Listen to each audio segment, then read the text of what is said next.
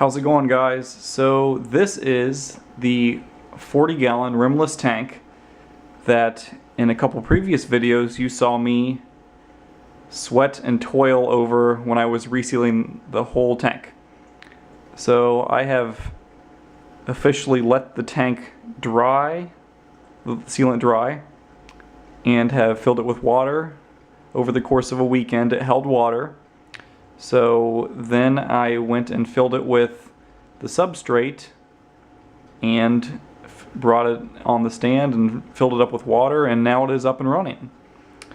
So I'm pretty darn happy that my sealing worked and it didn't bust a leak and ruin my day, because that was a lot of work that I put into that. So I have this tank now with just plants in it. I'm not going to add any fish, because I am trying something a little new with this tank. This tank is a dirted tank.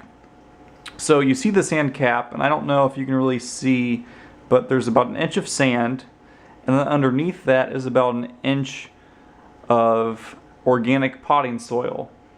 So I did the Wallstead method, which you can get online and look that up.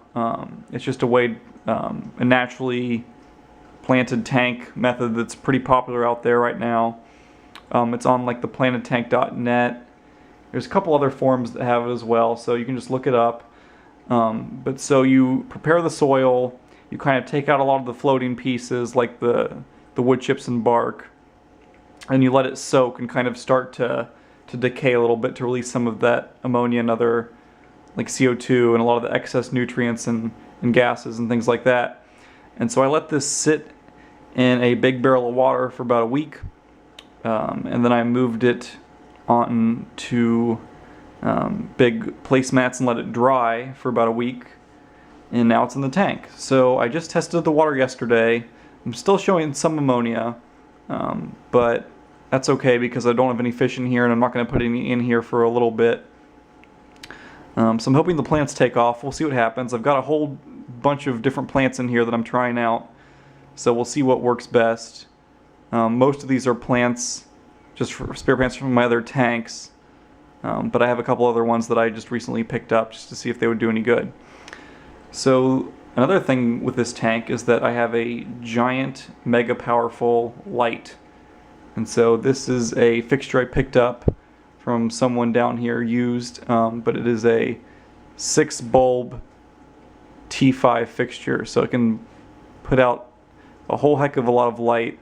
So right now I only have 2 of the 6 bulbs running. I'm going to go ahead and turn the other 4 on just so you guys can see what it looks like with those on.